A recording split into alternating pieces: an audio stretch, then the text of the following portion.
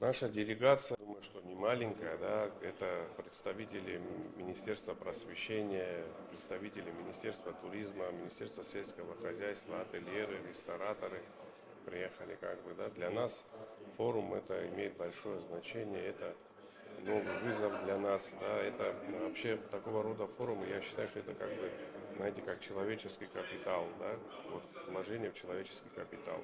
Для нас это развитие, да, в этом плане, в этой индустрии у нас чуть-чуть не так мы развиты, да, и именно вот форум нам дает новые идеи, новые знания, которые мы приобретаем, и обмен опытом включительно, да, то, что мы здесь обмениваемся опытом, для нас это очень важно. Плюс то, что наши студенты здесь, да, впервые начали обучаться, для нас тоже это важно, да, потому что Абхазия это страна туристическая, аграрная, как бы, да, исключительно. И вот мы вот совместно туризм и агротуризм совмещаем у нас в стране. И здесь это для нас хороший потенциал и широкое окно возможностей для нас открылось. Благодаря, конечно, губернатору Красноярского края, жителям Красноярского края, которые, да, вот гостеприимство – это основа радушного приема и теплота и внимание, которое нам было уделено.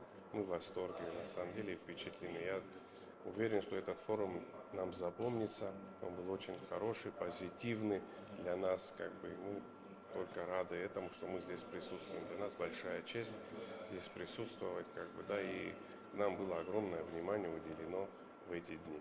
Сегодняшний наш визит, да, он впервые, но я думаю, что он будет способствовать дальнейшему сотрудничеству и развитию, и в том числе и экономических отношений между Республикой Абхазия и Российской Федерацией, и Красноярским краем в целом. Так что есть над чем работать, и я уверен, что у нас все получится, мы будем взаимодействовать, и будет плодотворная работа проведена в любом случае. Так что в этом ключе и будем дальше развиваться, так как Российская Федерация это наш стратегический партнер, мы живем в мире и согласии, что да здравствует дружба между Российской Федерацией и Республикой Абхазия.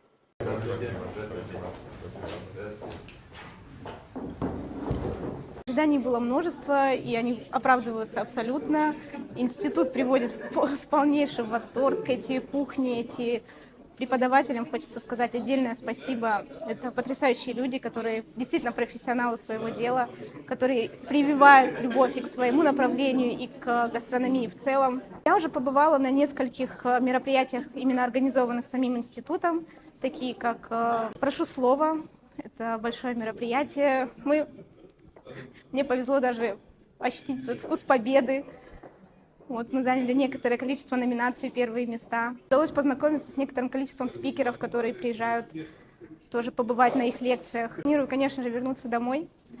Несмотря на то, что я здесь всего пару месяцев, я уже безумно скучаю по дому. И да, я хочу дома развивать это направление, обучать молодежь, делиться своим колоссальным количеством навыков, знаний и опыта, которые наберусь здесь.